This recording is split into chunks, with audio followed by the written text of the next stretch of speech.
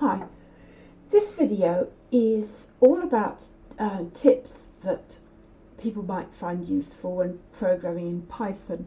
Now I've left, what I will be leaving, all of the tips in a comment at the top of the video. I'll pin it to the top of the video. I can't put it in the description because it has less than signs and greater than signs, which YouTube doesn't like in the description.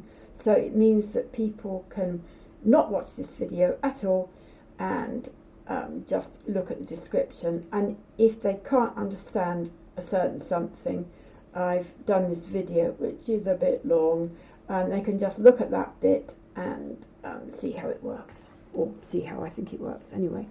Now it's a bit annoying.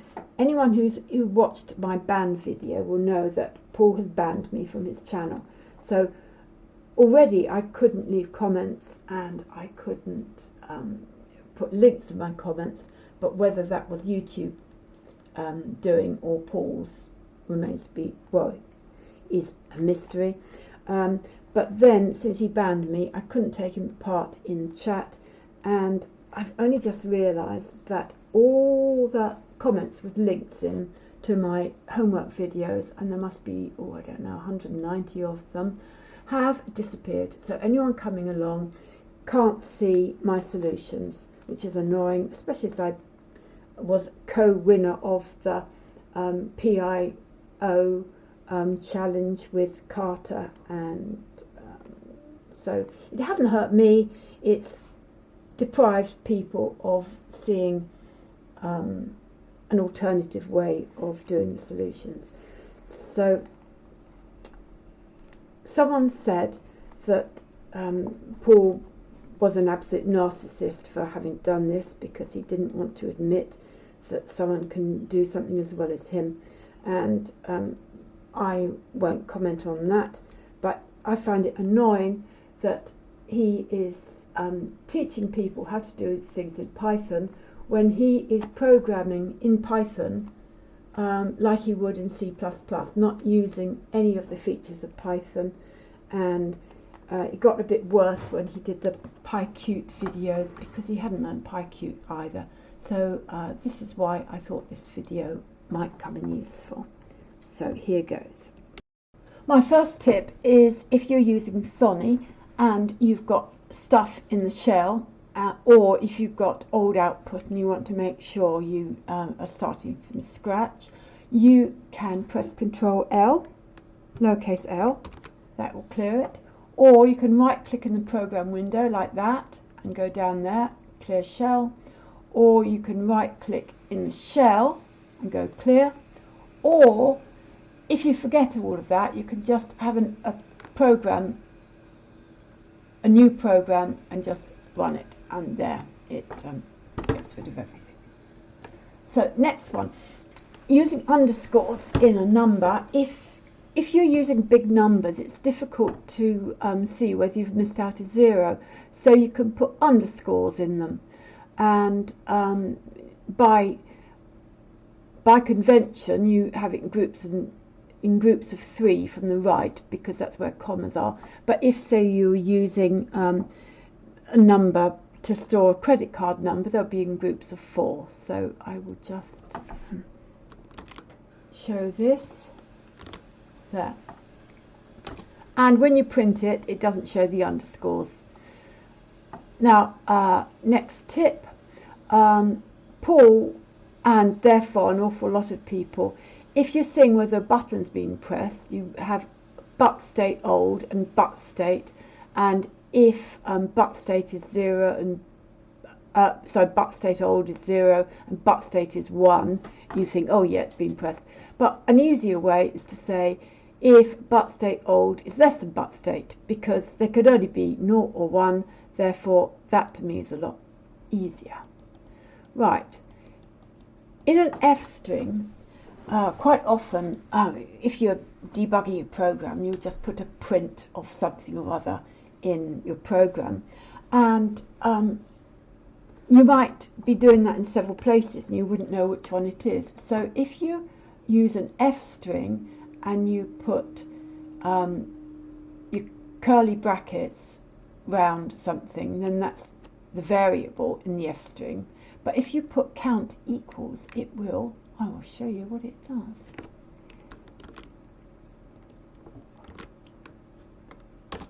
There, it prints out count equals 42, which I think is quite good. Next tip. Sometimes you want to say if something is between two values. So a typical way that definitely I've seen people doing is if x is greater than 12 and x is less than or equal to 20, you can combine that and do it like that. If 12 is less than x is less than or equal to 20. That to me looks better. Next one. If you want to do something 5 times, typically you go, well,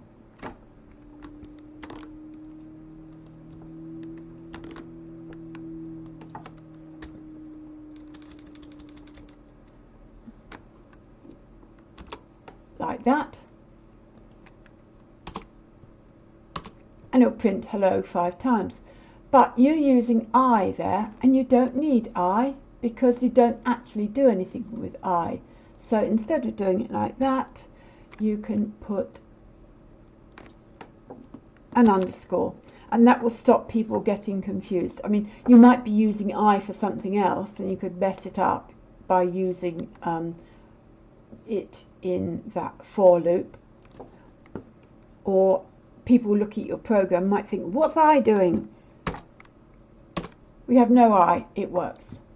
Right, now my pet hate is when people hard code a server address into their program. There's no need for that at all. So a typical thing that people do is server address equals blah blah blah blah blah, and they've run their they've run their server program to get the address, and then they put that in the client. But if you go to your router, this is my router, I'll probably have to connect again. Yep.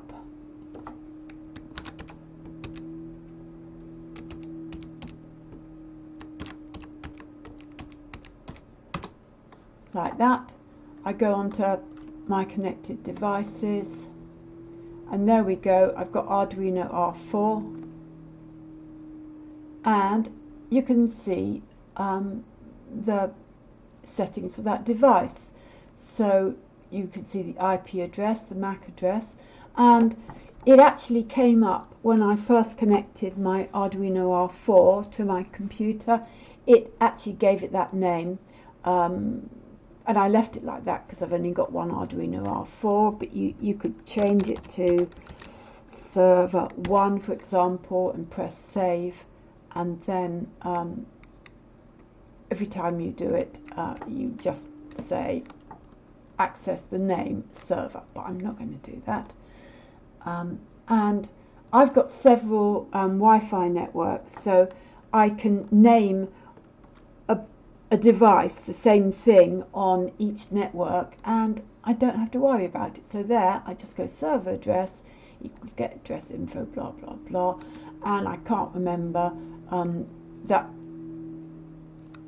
If you just print that out, you can see that it is in the north and then the 4th position. Right, now you can actually use something like x equals 1 as a boolean. Now here it's I said x equals 3, and then I've got this list that has got 2 elements in it, and the first element is no and the second element is yes. So I can print is it 3, and then I've given it the index of x equals 3, but x is equal to 3, so that comes to 1. So that says print is it 3. Yes, I will just show you. It's easy to show you than do it. Right, x equals 3, is it 3? Blah, blah, blah. Yes, it says. So then I go x equals 2. And no, because that comes out as false, which is 0, which takes it to that. That's just one thing. Then you can actually print out, that's an F string, and you in your curly brackets you've got x is greater than 1, which is a Boolean. X isn't greater than x is greater than 1, and then it will go equals whatever, which is what I did before. I will just show you what it does. So it's x equals 1 equals true, because not equal, greater than x is greater than 1 equals true. So if you now go x equals 0 and then do it again, x is greater than 1 is false. Now, sometimes if you're debugging a program, you put in lots of prints, and then when you've sorted out your problems, you think, oh, I don't need those anymore, and you think, what do I do? Do I comment them out, and that makes your program look a real mess and much longer than it should be, or do you delete them? And as soon as you delete them, you'll need them again. It's Murphy's Law, you will need them again. Or you can have a debug flag like this. You could go debug equals false,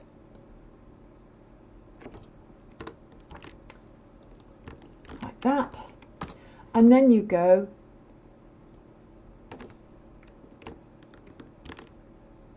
somewhere in your program, if debug, print debugging.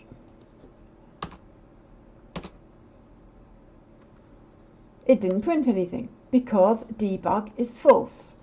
So if you go, oh bother,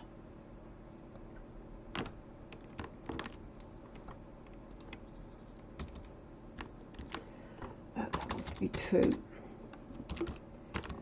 If debug is true, then when you go if debug, you print debugging.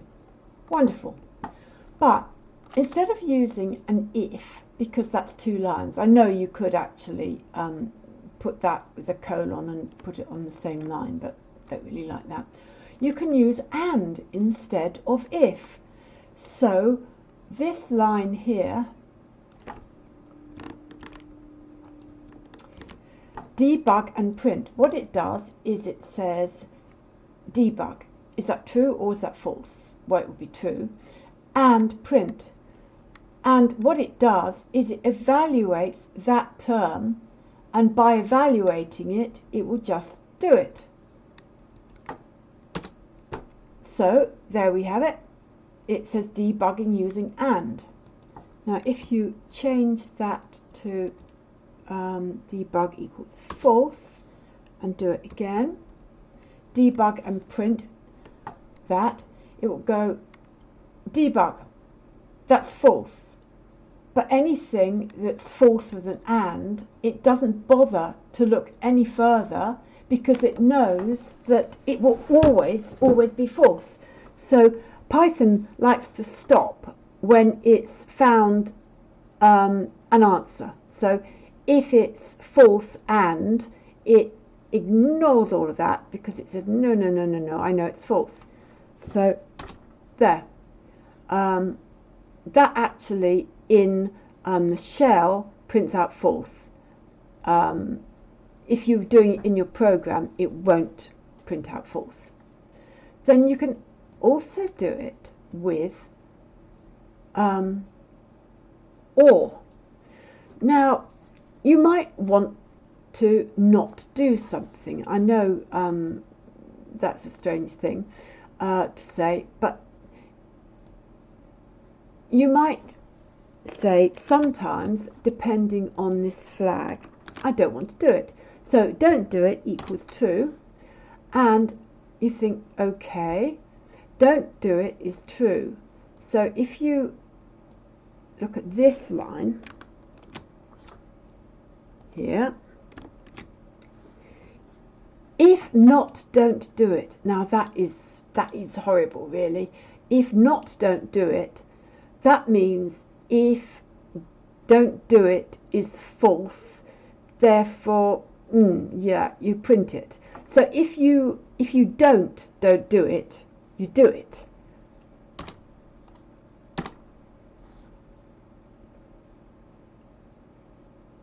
So that didn't do it because it said you don't do it, therefore you true becomes false. If you change that to, oh, come on,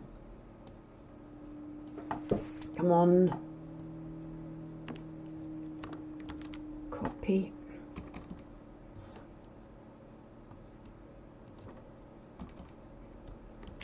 equals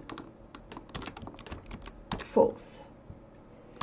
Now if don't do it equals false, you want to do it. So if don't do it, print, yeah, that works. But you can also do it with an or, with this line here, like that. Don't do it or print. So that says don't do it. You evaluate that. If don't do it is true, it doesn't bother with anything after the or, because it's already fulfilled that condition. So that ought to, yeah, print. Now if don't do it is false. I'll just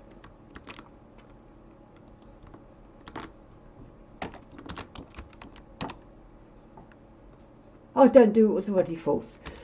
Yeah, that's when don't do it is false. That's what I did. Right, if don't do it equals true, it means you don't want to do it. So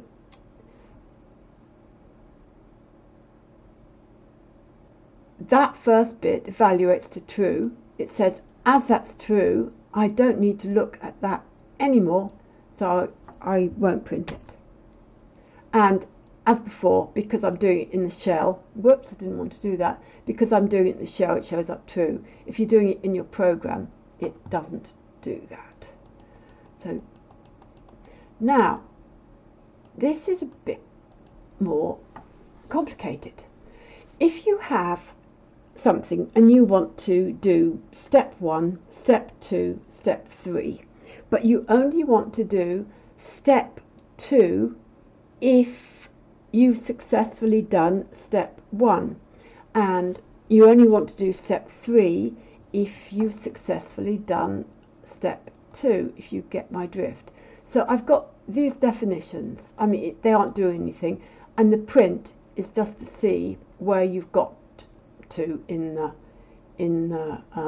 thing. In fact, it's probably easier if I put it all in another file. Right, so those are all exactly the same, apart from one's called step 1, step 2, step 3. So with the and, you can just go step 1 and step 2 and step 3, and what that does is it evaluates step 1. So if it was successful, it will carry on. If it wasn't successful, if success is false, it will just stop there. It will go, and I don't want to go any further. And equally, if you go through and you've got step 1, it was successful, step 2, it was successful, step 3, it does it. So we will just run this and see what happens. Right, that's confusing. I will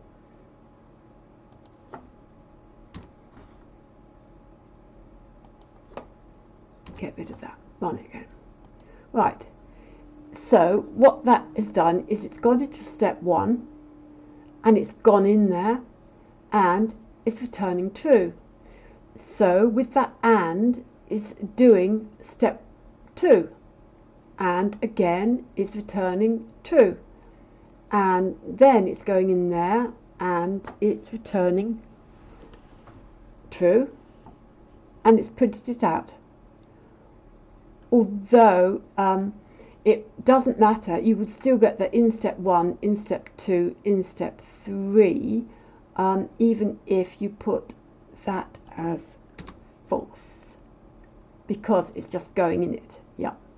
So what you can do is, if you change that to false and that back to true, what it does is it does step 1, so that bit is true. Then it goes into step 2 there, and it comes back false. So you've got true and false, and then it gives up there because it can't be, that expression can't be true. So that can come in very useful sometimes. I cannot remember what I used it for, but that was jolly useful for something. But sometimes you actually want to know whether all the steps have been completed, and that's where this comes in. So you've got this variable, that's a nice short named variable for a Boolean, equals step 1 and step 2 and step 3, and that ought to come out as false. So we'll run that. All steps successfully completed equals false.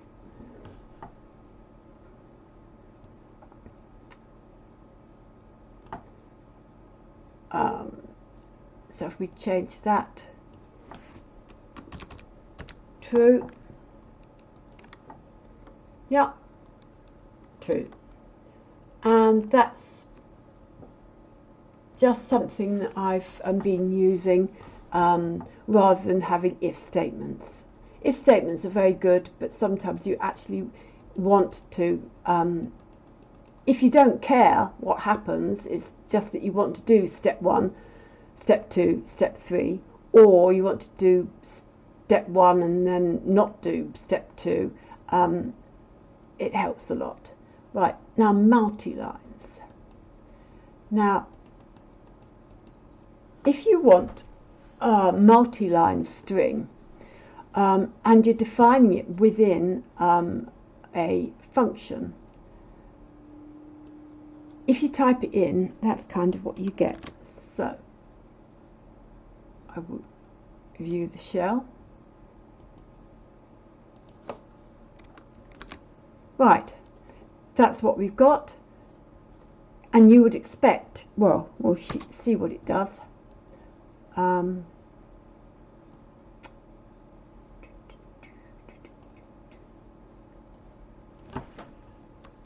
Right, we'll see what it does. Print that. Right, that doesn't look great, does it? That does not look great. Not great at all. In fact, probably the easiest thing to do with all this multi-line stuff, then we can see it, is to put it in the other program. Don't go away. Right.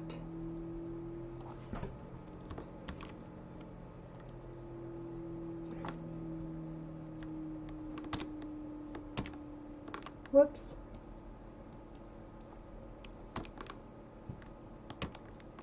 There. Right. This is the first one.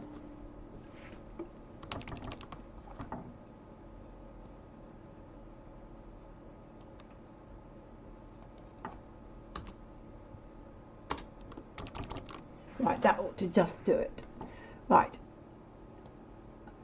Right, test multi-line, and you return that, and you'd expect it to do whatever you wanted it to do.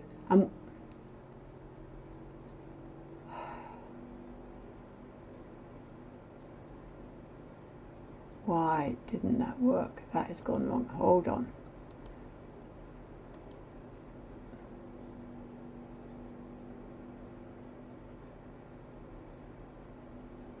Oh no, it didn't like. It did not like that.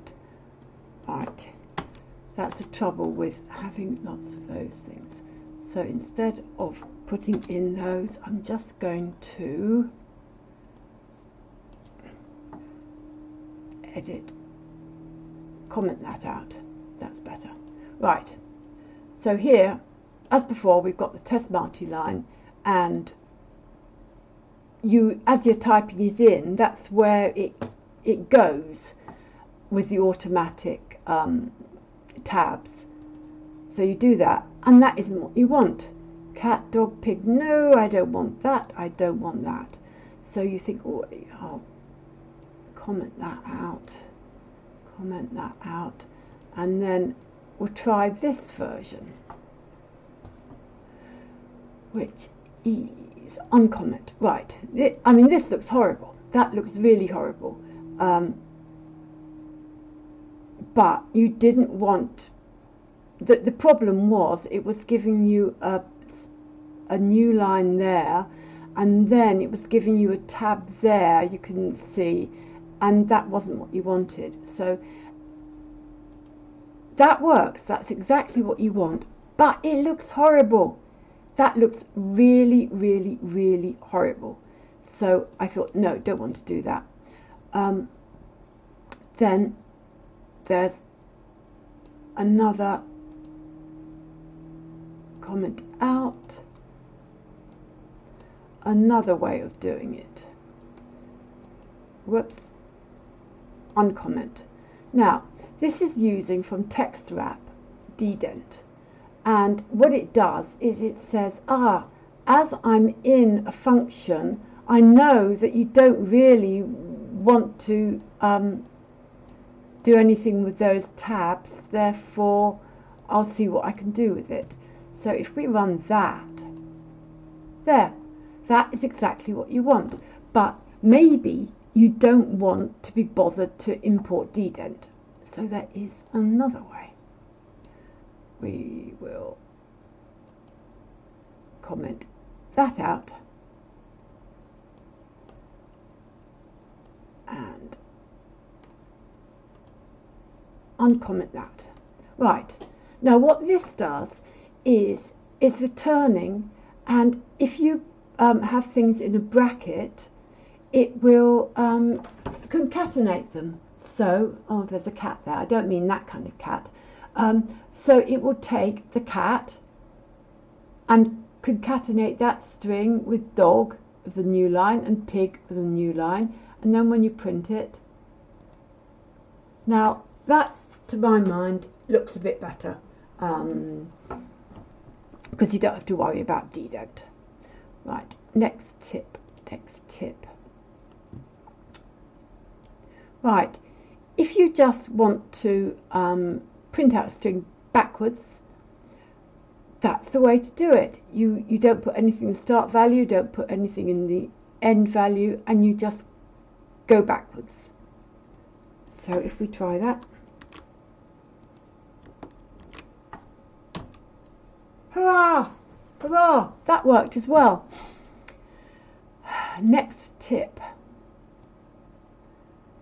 If you've got a list or a tuple or whatever, if you want to find, to know whether something is in it, you can just go found equals apple and fruits, like.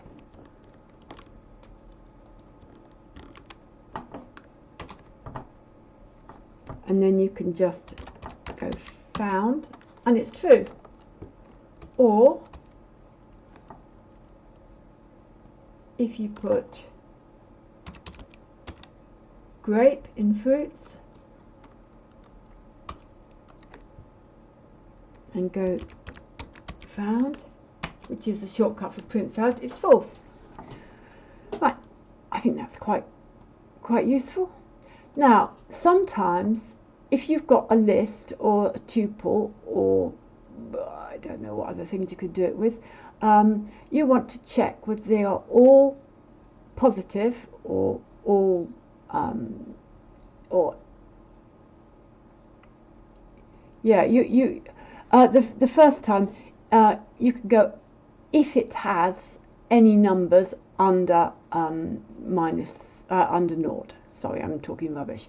Right, so you've got this list of numbers there, and you want to see whether any of them are less than naught. So I will copy that. Then you can go, has negative, in fact you don't even need to do that, you can just print, you can just, in the shell, you can just go like that.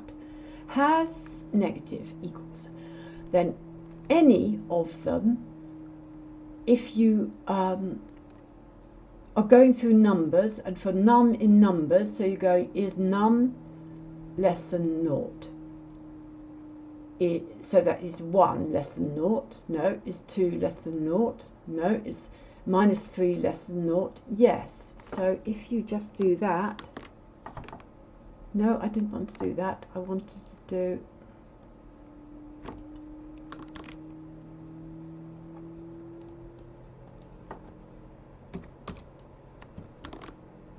that.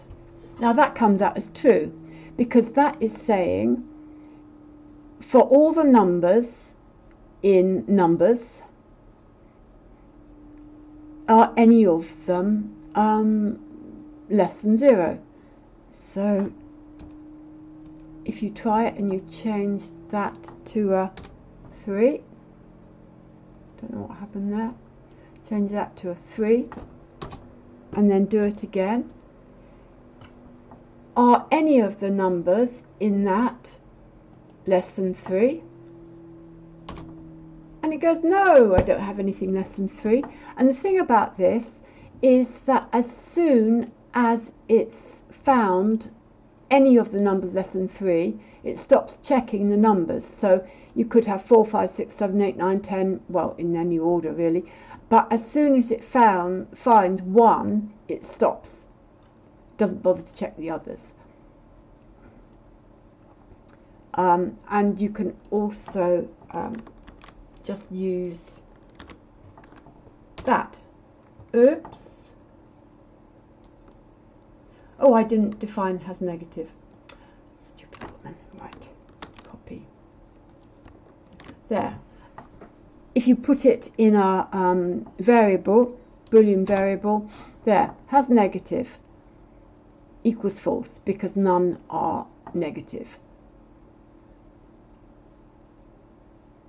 But if you change it back, so one of them is a negative, and you do that, has negative equals true. And then there's this another thing that is comparing if all the if they're all positive, and that will go through and say for all the numbers in numbers, are they all greater than naught?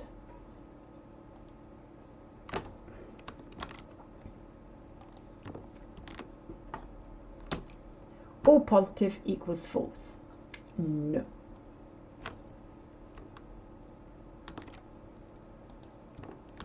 Now we're doing it on a tuple, and it's they're all positive. So we will do it again.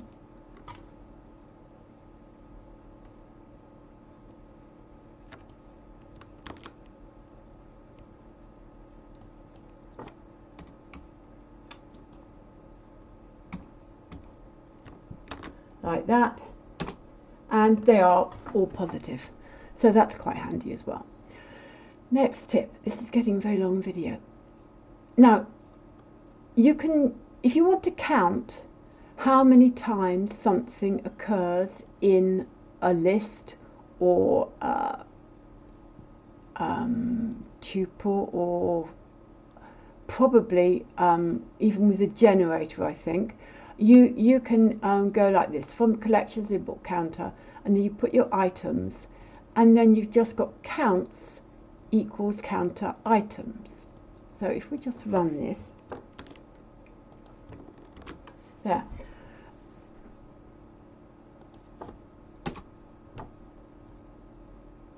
Counts is something that looks like a dictionary. It isn't a dictionary, it is a counter.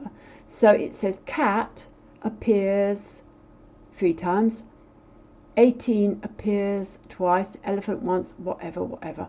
And it arranges them so something that occurs 3 times will, the greater of number there and there and there will always appear first, if you know what I mean. So if you had 4 dogs, it would be dog 4, then cat 3, whatever. And then when if you've got all of those have one occurrence, they are just listed in the same order as they were there. So elephant 15, dog 17. So that is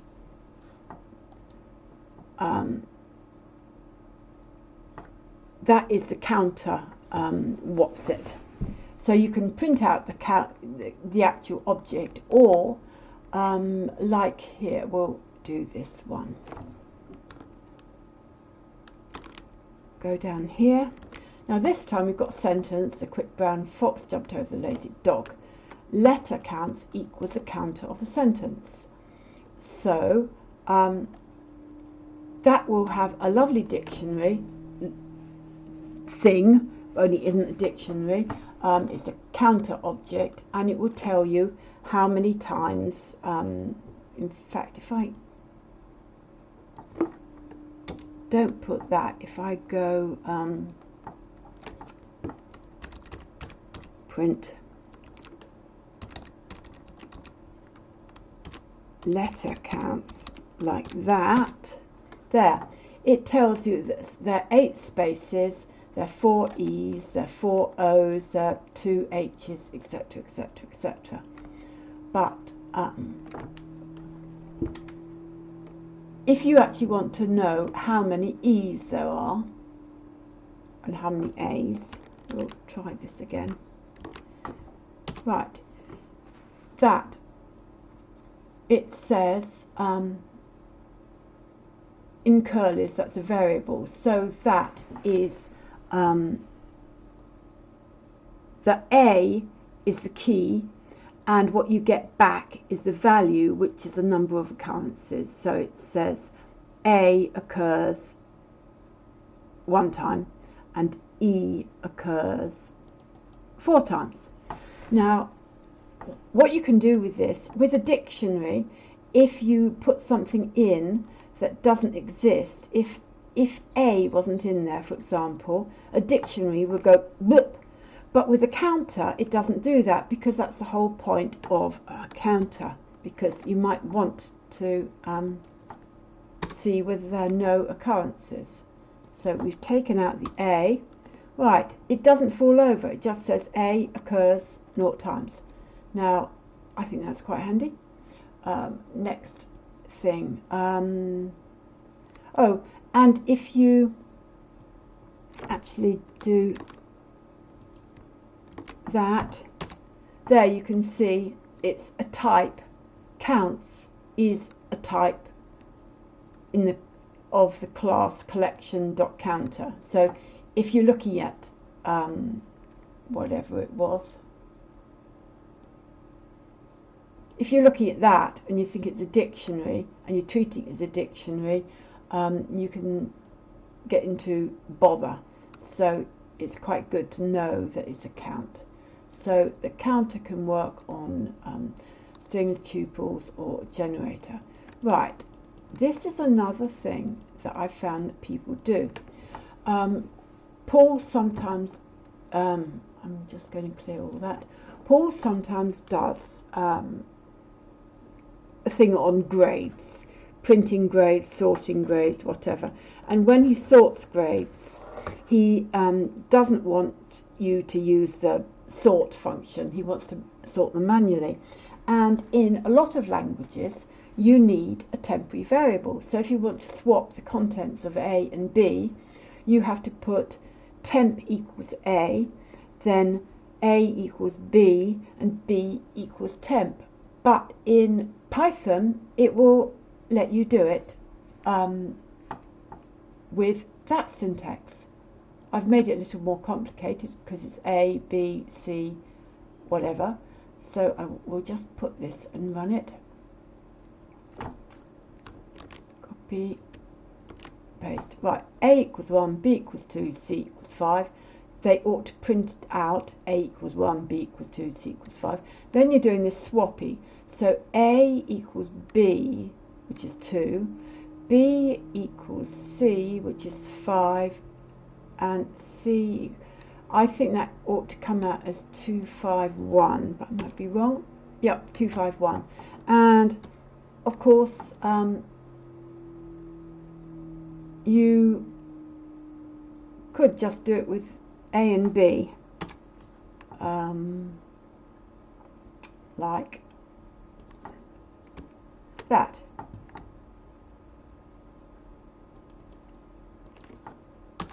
There. You haven't touched C, because C's got nothing to do with it, and it just swapped around A and B. And B and A. Oh no, you'd already swapped those. That was stupid. A equals 2, A, B. No, that is right. A equals 1, B equals 2, A equals 2, B equals 1. Ignore that. Right. And you can also, this is called tuple unpacking, and you can also do it if you've got a list of things like that. You can, instead of going the north item, the first item, the second item, you can unpack them by doing this. There. And now if you want name, Charlotte, age isn't 21, and country is France. But if you don't want them all, I mean, you might have maybe 18 items, I don't know why 18, in that list. Any that you don't want, you can just put an underscore, and it will keep count, like that. So it says name is that, and then it says, oh no, I don't want that one, so I will miss out that one, and then France. So if you do the same, name, yeah, country, yeah, that seems to work. Next tip, sometimes you want to see the ASCII values of characters, or the characters for the ASCII values, depending on which way you're looking at it. So I just thought this might be interesting.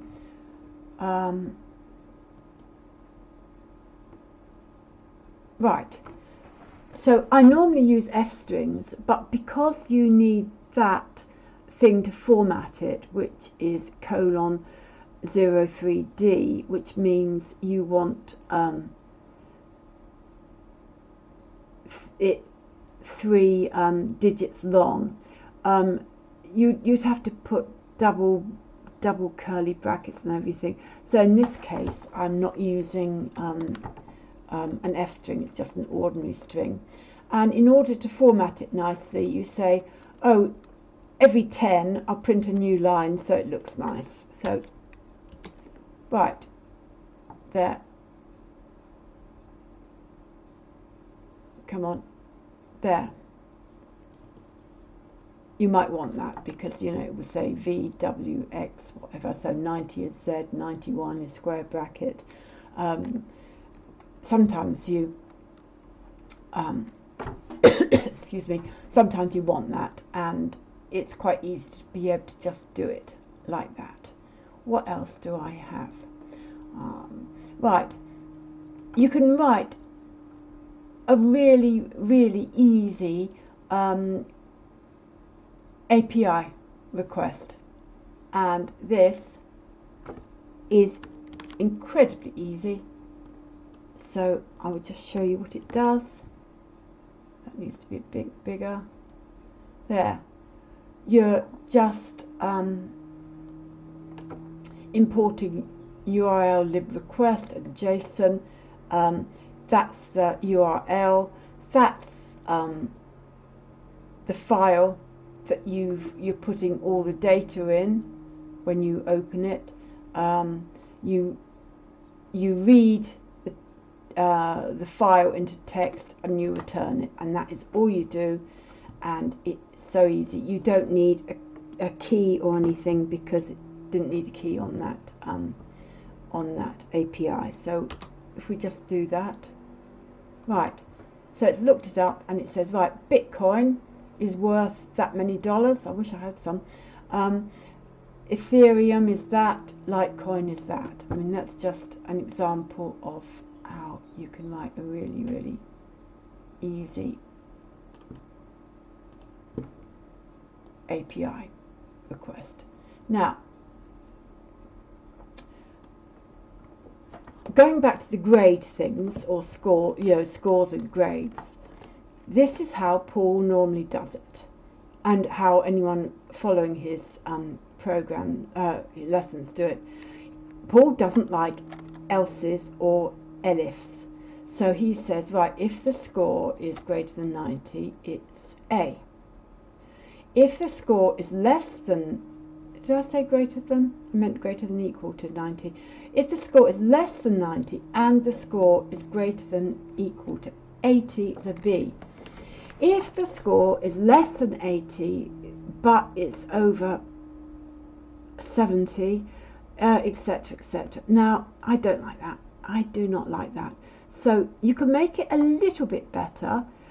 The thing that I mentioned earlier, that instead of going if it's less than and that, you can actually combine them. So if the score is greater than equal to 90, it's A.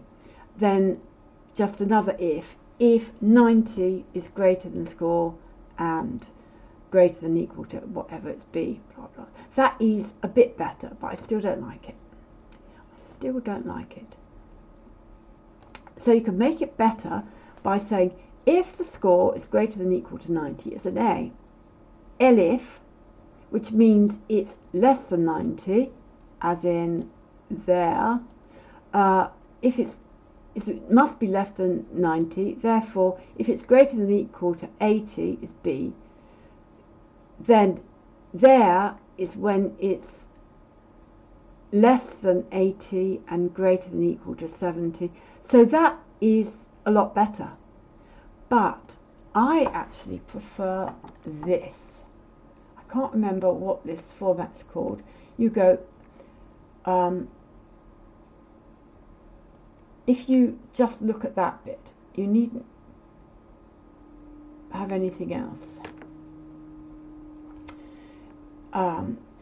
It says grade equals A if the score is greater than equal to 90. Yup, else B. So that is just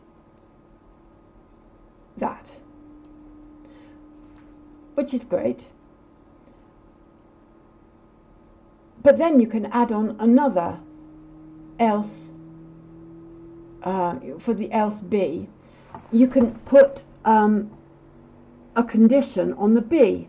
So then you go grade equals below if score equals else B, if score equals 80. You always need an else something without a condition at the end, if you get my drift. So once you get used to that kind of format, it's great, because if it's greater than equal to 90 is A. Else, if it's greater than equal to 80 is B. If it's greater than equal to 70, because of course by now it has to be less than 80. It's a D, otherwise it's no, that's a C, then it's a D, else D if that. So I just prefer that. I will stop there.